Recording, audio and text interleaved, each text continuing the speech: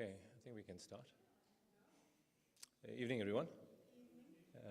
Welcome as we gather for week 4, even though it's week 5, because we did not meet last week, Wednesday, because we thought it was important that women celebrate Women's Day. Also there were some requests from participants because of them having been busy the morning with the event as well, so that was the reason for that. And so we are at week 4 now of Love is a Choice. And the focus is on leaving home and saying goodbye. Leaving home and saying goodbye. Let's pray.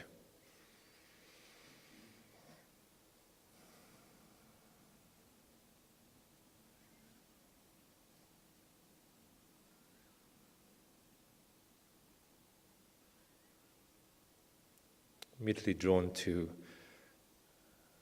Jesus leaving home, the heavenly realm. And Lord, as you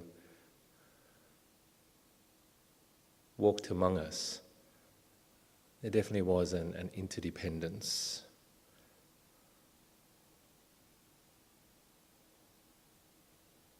Between you and the Father.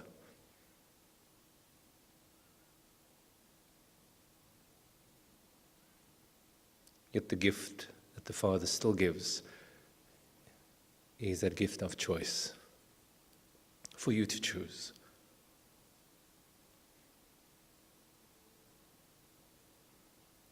And your time spent in the Father's presence was seeking the Father's will.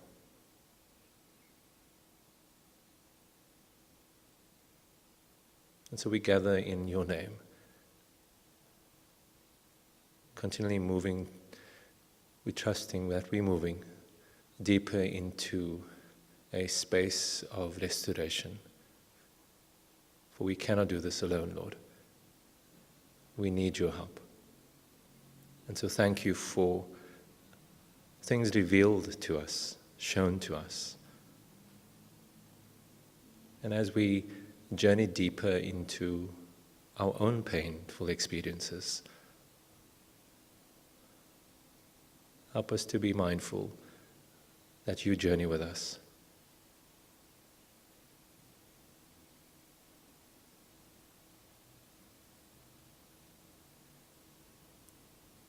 And so, Holy Spirit, open us to your movement among us this morning, this evening, in Jesus' name. Amen.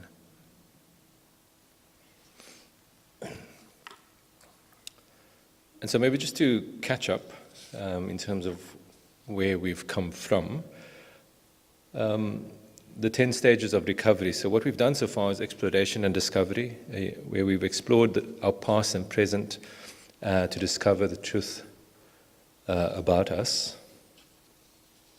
well, certain aspects, obviously.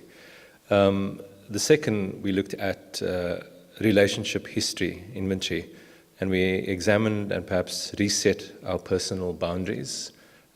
Margaret led that. And then the following one was addiction control, where we get a handle on our addictions and compulsions and take the first steps towards mastering them. And that was led by Fiona.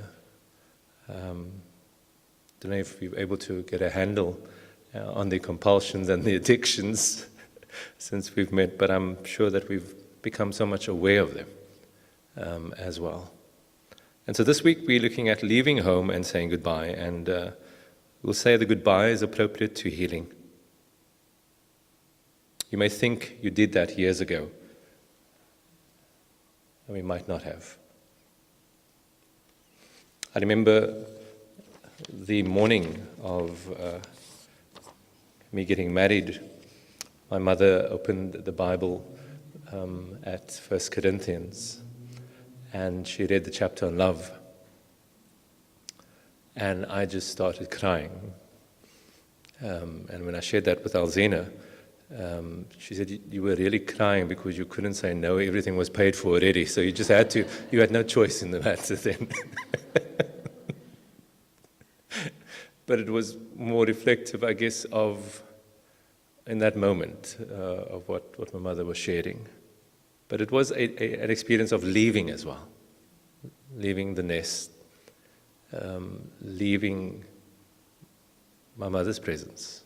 Not that there's a distance. I mean, I'm still obviously able to see her, but I'm moving into a kind of a different space, making a new family, a new home. And there's excitement with that, and there's a bit of scariness as well. And I'd like to take us through our course material today, but there's quite a bit of writing involved this evening that allows us to grapple a bit with some of the things that we need to say goodbye. But along this journey, I'm asking you to also today notice what are the roles that we've played, and the roles that we continue to actually play today. And we'll make mention of those roles a bit later as well. And so the key step in recovering from codependency sounds so simple, they say, leaving home. Why nothing to it, right? And everyone does that. But wrong, they say. The truth is that many people spend the majority of their lives trying to accomplish the task of leaving home. This difficult process involves untangling ourselves emotionally from the expectations put on us and the security given by our parents. And they invite us that there are two separate steps in the process. Immediately you think of, I'm drawn to the fact of the Israelites having to leave Egypt. They physically left, but emotionally and spiritually there was so many other connections still that led them to spend 40 years 40 years in the wilderness of, I guess, shaping and forming and having to cut the apron strings. So you might just only be starting this journey of the 40 years for some of us. And there are two separate steps in the process they invite us to. One is genuinely leaving the family of origin and saying goodbye to mom and dad. And the second is giving up false security symbols, and neither step is easy. And it's quite, I think today you find many people leaving their homes and working in different spaces, even in the city, leaving their family, living on their own. And sometimes people don't live far from one another as family, but we actually don't hardly see one another as well. And so there's a new family being shaped. This is what they make reference to, a kind of artificial family. The artificial family is people gathered at schools, at community spaces and whatever else. There's friendships being established. Artificial because it's not biological. Artificial because we're not necessarily always sharing deep things with one another as well. And so even if your parents are deceased, is the invitation today, you may not have effectively said goodbye. And here's an opportunity to do that. And so the kind of goodbye we're dealing with in this chapter involves much more than putting physical and financial distance between you and your parents. The statements in the following checklist will help you determine if you have truly left home. Now, you might look at some of these things that we're going to be dealing with from a perspective that my parents are no longer alive, so does it still apply to me? But think back in terms of your relationship with your parent. And maybe notice yourself now as the parent in your relationship with your children. Maybe does some of that apply, if that might help in focusing on that. And so the statements in the following checklist, if you've truly determined if you truly left at home. The first one, and so the invitation is for you to tick any of those which you think is appropriate. I talk to one or both of my parents more than once a week. Secondly, you could say my parents and I don't talk at all. Thirdly, I feel guilty when I don't visit or talk to my parents. I have broken ties with my parents. Again, parents can also be guardians, those who've nurtured us. My spouse or close friend accuses me of being more involved with my parents than our family or current life. Don't know why I'm laughing at that one there. When I'm with my parent or parents, I feel I have to walk on eggshells. And I still need my parents' approval more than anyone else's. I still have to prove myself to my parents, or I have no contact with my parents. Now again, in this instance, if you don't have your parents in terms of them being alive anymore, sometimes we substitute people as our parents as well. So just notice maybe what is your relationship with certain people. Have they taken on that role as a parent? So if you can just tick there, which ones would be appropriate?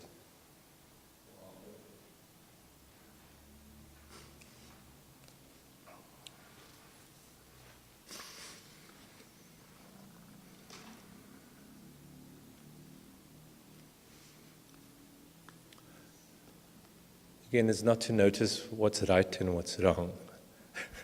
It's just to acknowledge this is the current relationship.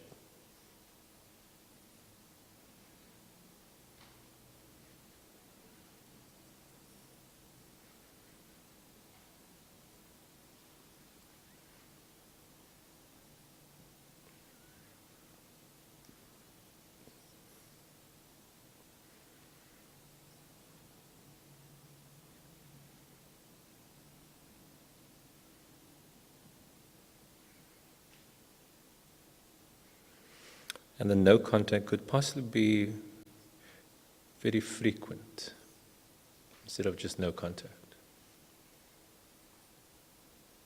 Very frequent contact. Or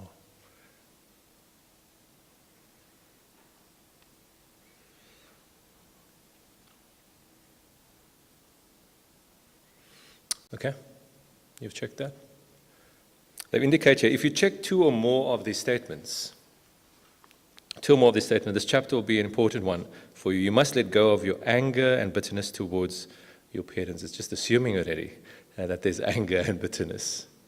But it comes from a place of experience, of what they've noticed, and of needing their approval. Both bitterness towards parents and lack of boundaries with them are evidence that you have not completed this important step in leaving home and saying goodbye. And so the following exercises are designed to assist you in this important task. And so what we're looking at here is an inventory of family connections. Again, the invitation is to notice, does this apply to you and can you connect with that? Number one is, I am financially and emotionally dependent on my mother or my father in these ways. Again, if you don't have a mother, father alive, is it someone else that has replaced that? Or are you the one now where your children are dependent on you? For finance, emotional dependence. For instance, they've helped me pay my bills several times, or I buy them expensive gifts even when it puts a burden on my family. You know, you're extending yourself to somehow keep the family member happy. I can't make a decision without consulting them.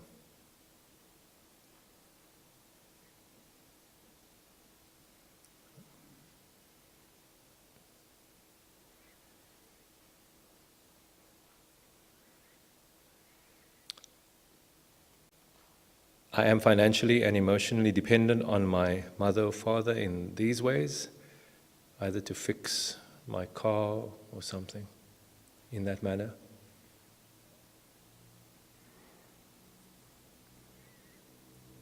I'm financially dependent on, or your mom or dad are financially dependent on you.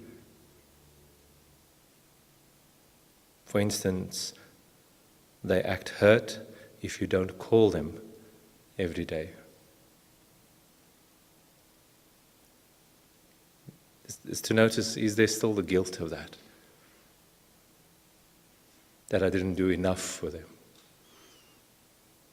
And where does that come from?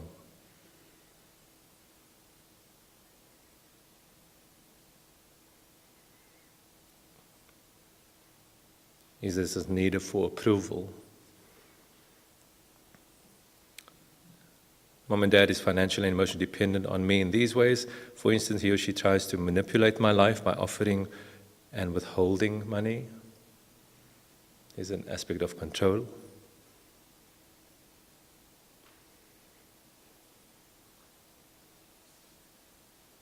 Do we do that with our children? Did we experience that with our parents?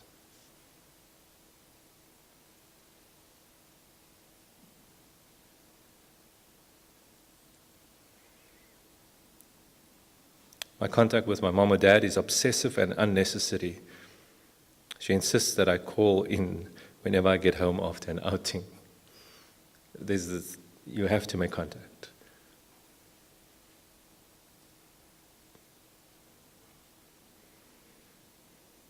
Number 7, I get my fix from my mom and dad by, for instance, pleasing her or she, and they will shower us with praise and appreciation.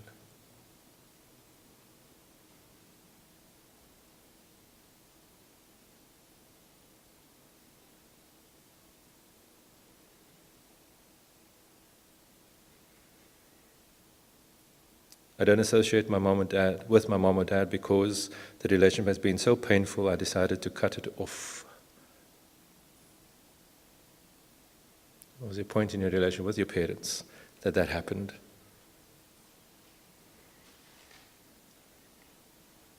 Or I don't associate with my parents because every time I talk to them, I want to get back at them somehow.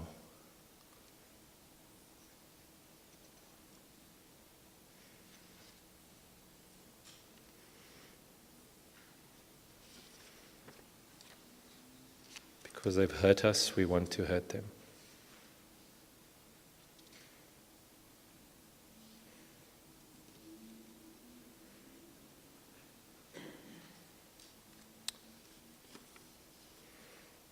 And then number 11 says, is the picture of your dependencies on your parents becoming clearer?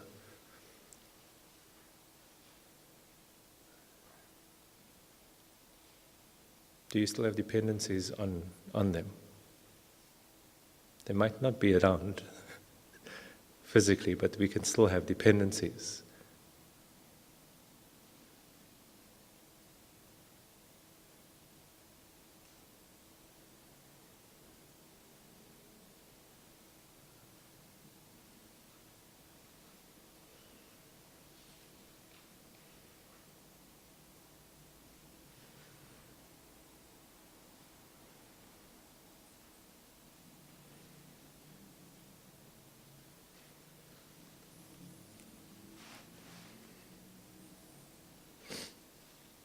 And then the last part is one that you can probably do on your own, page 3,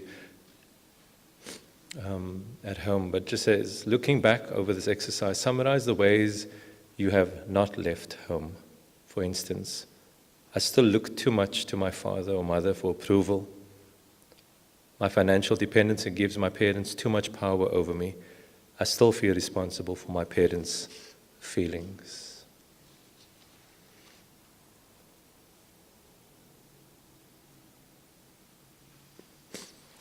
And so what you might experience in some of these things, you might not be able to relate because the parents aren't there, but you might want to still live that out in your relationship with others.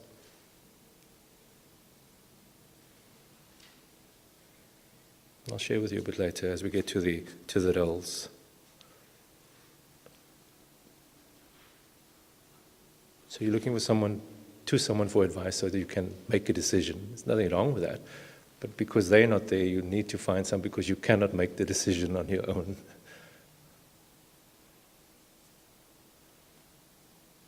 You look to others for approval, and so you surround yourself with people that can give you approval if they're no longer around. So you want to say something, Verity?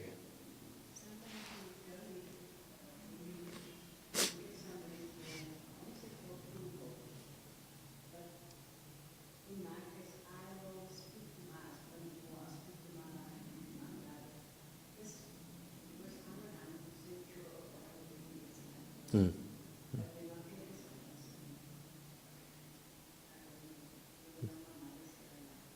Mm.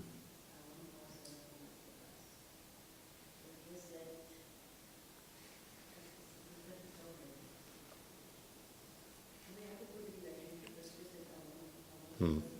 Hmm.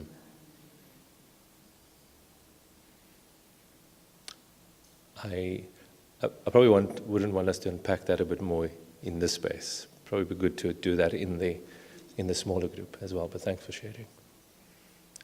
Again, the invitation is not to say that there's anything wrong with asking advice or coming alongside a person, but when there's a dependency that I can't take ownership because being reared that I've needed to ask permission, I needed to seek approval every single time for everything, you're always looking for someone to do that, to help you along. It's that aspect of the dependency. I still feel responsible for my parents' feelings. And that takes me into my own kind of situation where, again, growing up, coming from a relationship where my parents separated, I internalized and thought that my role is to keep my mother happy. I can't disturb her in any way or inconvenience her in any way with my issues. So what can I do in the environment that's going to keep her happy? And so what am I doing? I'm taking on the responsibility of looking after her feelings, which I cannot do. I mean, one realizes that now, nothing I can do in terms of her feelings. But as a child, you don't know that. And so you then grow up. And what do you want to do? You then end up doing what? You please. And you become people's pleaser. I need to please that person. I need to please that person. I need to please that person. And you think that's the way it should be. It was, I think it could have been, it was last year, I couldn't remember, in one of the sermons, could have been a Wednesday and that.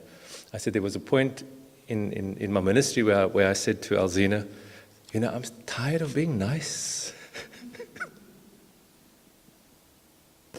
When people say, oh, he's nice, I'm just tired of being nice. But it comes from that space of trying to please.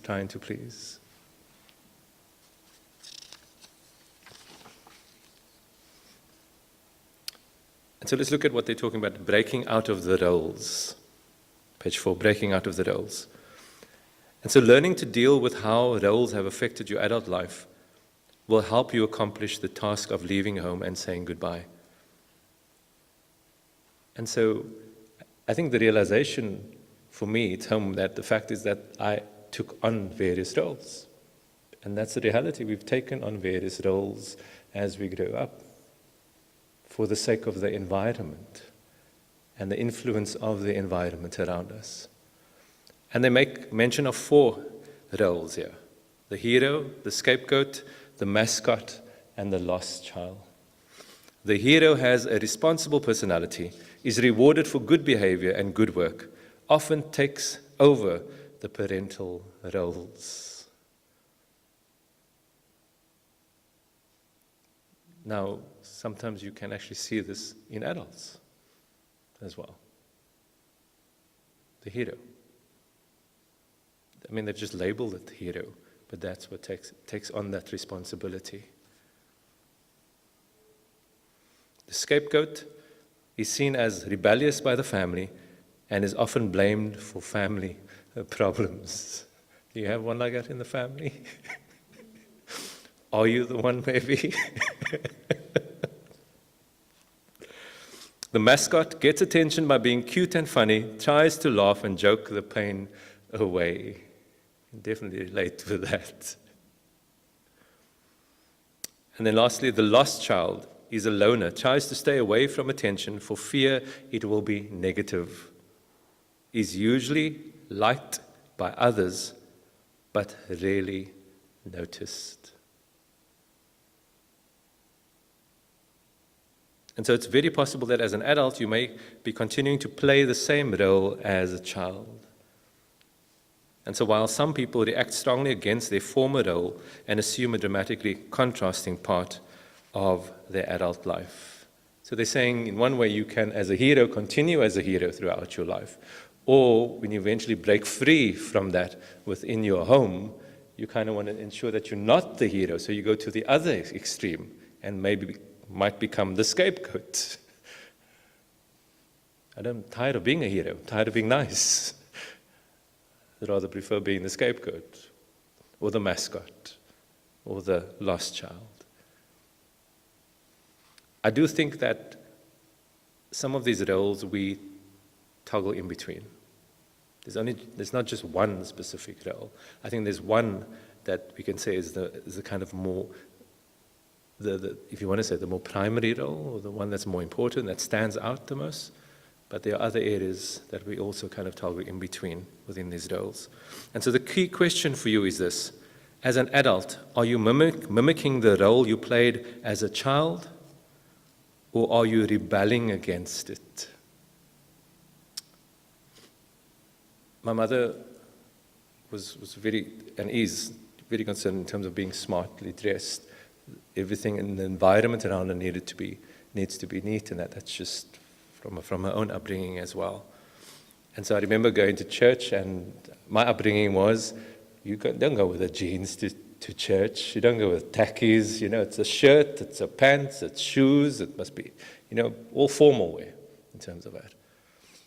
And I think as I began to grow older, I just got to a point where I was rebelling against that. And I still do that. When it comes to certain formal wear, I struggle with that at the same time. So there's certain things that one rebels against. And so today I want you to look at question number one. Today I most often find myself playing the role. Often find myself playing which role? Is it the hero? Is it the scapegoat? Is it the mascot? Is it the lost child? Which one do you think you play more often?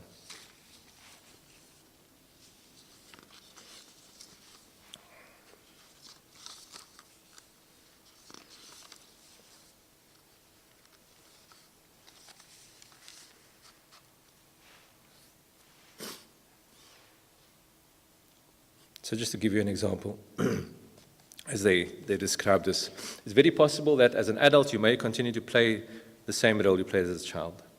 For example, in the case with a young man called Jim, who received counseling at one of the clinics, he'd grown up in the shadow of a father who was a financial failure. As a child, Jim had compensated by playing the role of the hero. As an adult, he became an outrageous workaholic. In a subconscious effort to carry on his hero role and somehow redeem his family of origin through his own good works. Again, this is not to in any way demonize Jim for working hard. But when it says workaholic and wanting to meet the need of being a hero, there are other things that will suffer along the way as well. And so that hero image gets carried all the way through. So that's the one story they share with us. The other one is Rick. I don't know why they have to use this example, but it's Rick, a minister's son. They say it's a good example. He spent his childhood and teen years playing the hero and living up to the expectations placed on him by his family and the members of the church. And after living in a fishbowl for 20 years, he suddenly embraced the opposite lifestyle.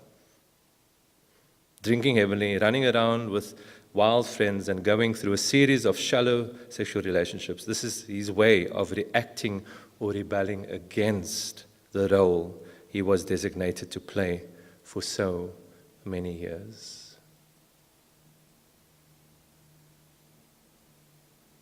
And so are we mimicking? Or are we rebelling? Are you able to notice, is some of that happening in your life? And here they ask, check and or complete the statements that apply to you. The role I am playing today is mimicking the role I played as a child. You can check any of those four there. I can see where over the course of my lifetime I have participated in the following roles. For instance, I was the mascot until my older brother left home. Then I became the scapegoat. Can you see how roles can change because one's left?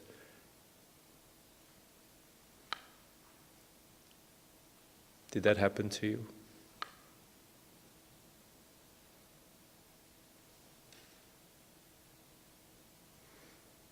When I think about these losses that I've experienced as a child and as an adult, I feel, for instance, sad that I've been put under so much pressure by these roles, angry that I continue to play the roles even today, even though they hurt me.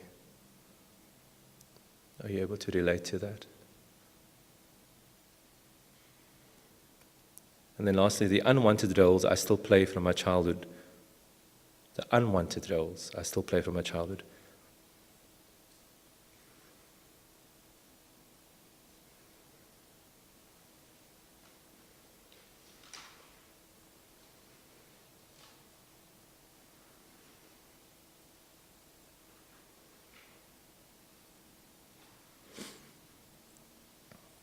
And so when I look at my role, I'm both mascot, because I think I deal a lot being the youngest of the boys. And so in one way, seeking attention, I thought, I guess being funny would draw attention. So you become the mascot in terms of the family. But then going through that process of separation within the family, you then also slowly begin to grow into the hero, because you now need to save others around you. And that was part of what I thought, and that's one, I guess maybe one of the reasons that led me into ministry. So there isn't a, God uses our codependencies in such a way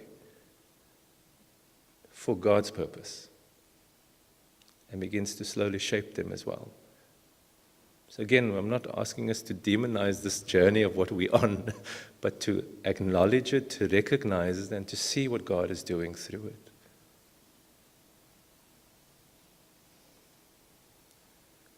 And so part of my role, I many times saw, was that of a lone ranger coming to save. So who needs saving? You know? Which meant I would drop whatever I was doing and go and save. Even if it meant the others needed to suffer, those you're leaving behind.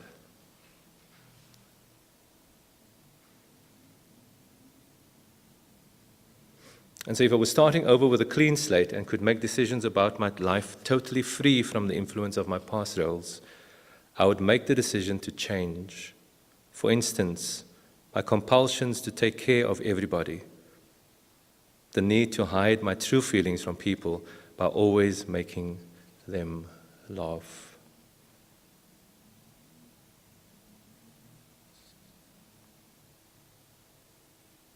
Again, the extension, it is the extreme of these things, man. There's nothing wrong with caring for others, but at which, what are we willing to sacrifice and give up? And many times it's our own care that we give up.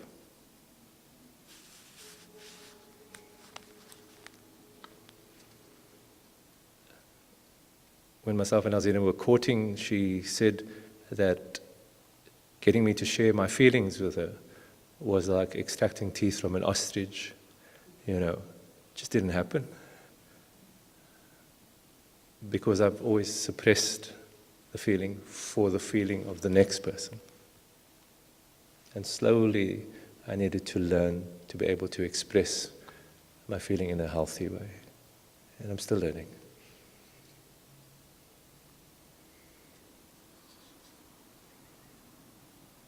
And so it's only when you've examined, grieved over, and realized unwanted roles from your childhood that you will have removed a significant source of the pain that fuels your codependency. Let's go through that one again. It's only when you've examined, grieved over, and realized unwanted roles from your childhood that you will have removed a significant source of the pain that fuels your codependency.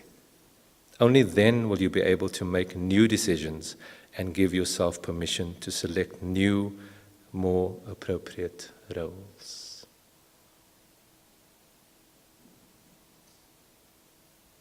I think there's times in our home that I look at our eldest daughter, I think, sure, just like her mother. The role that she takes on, Look at my middle son, I think, sure, I can see me, certain roles there. And it's amazing how children adapt. They take on the role because they need to know, what do I do to keep you happy?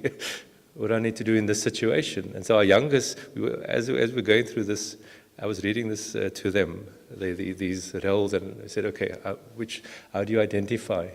And we could say, okay, the eldest, no, she's the hero, and she didn't want to be the hero. We said hero or lost child, in between those two. Middle one, no, scapegoat, definitely this, because we're always blaming him for everything. And the youngest one, the mascot. Always trying to look at the brighter side of things or making us laugh. Or when he is in trouble, he manipulates it and changes into something funny. And it's amazing how our children adapt and take on these roles. Remember, they're taking on the roles in response to us and our relationship with them. They haven't decided, I want to be a hero. I want to be a scapegoat. I want to be a mascot. I want to be a lost child. They're adapting in relation to us and how we relate to them. So trying to change our children into different roles, it's very difficult. We need to examine our relationship with them and work on that. Okay. I'm going to leave it at that. I just want to share with you, lastly, a letter. And I'm not going to ask you to do that now. I think this requires us to rather spend time at home and writing it. But what they are encouraging us to do here, they say a method often used in counseling to help persons leave home and say goodbye is to have them write letters to their parents. And when you write a letter that you don't plan to send, you can get out the feelings that you've been festering for a long time. Please make sure the parent doesn't get a hold of it. If the parent is deceased, of course the letter can never be sent. But if you're writing to a living parent, you have the choice of rewriting it in a milder form and sending it to your parent. Now, an invitation here obviously is to use the space that you have there. Under no circumstance will you send the letter, the first one, okay? This exercise is for your benefit only, and so therefore be expressive and honest as possible. But if I think of myself, I'll write and I'm thinking already, oh no, imagine, no, but I can't say that, But be expressive and honest as possible. Tell of your feelings of love and tenderness, but also anger, bitterness, frustration, admiration. You see what the invitation here is to express if you haven't had that opportunity or chosen not to or weren't allowed to. Here's the opportunity to actually do that. And in nearly every case that they speak in terms of the clinic that they do this work, in nearly every case, persons find that writing this letter unleashes memories and emotions that are very important to the recovery. Unleash doesn't mean that you're going to now go for it. There's a releasing, a letting go. And if you are an adopted child, write the letter to all parents, adopted and biological. And if you feel it's important that you need to send the letter to your parents, please rewrite it in a milder, more tactful form. For the purpose of sending the letter will be to express your feelings in a constructive way that will help your parent understand your pain, your commitment to recovery, and your new choice of roles.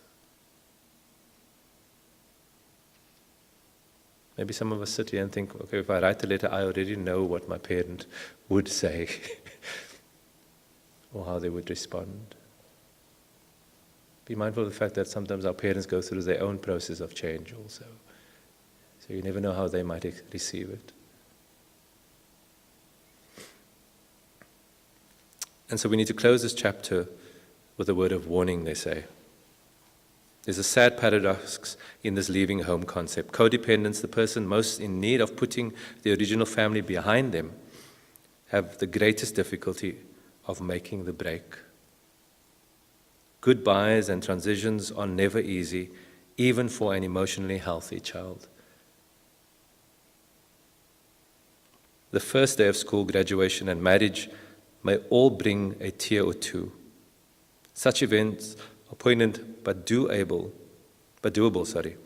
Healthy families release each other. Healthy families release each other. Unhealthy families remind you of the guilt.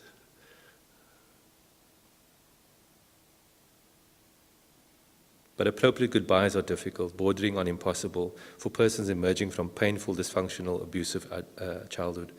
And so this is why the next lesson will take you through a grieving process. And so the invitation here this evening is that we go into our groups, and I want you to talk about your roles. Share a bit more about your roles. Notice where it comes from. And then an opportunity to unpack the emotion that is maybe attached to that this evening. Any questions?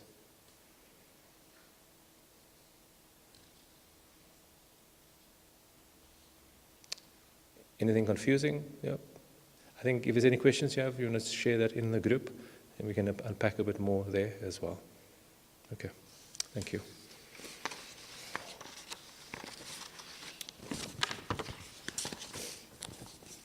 Or Jill, you can cut the live stream, eh?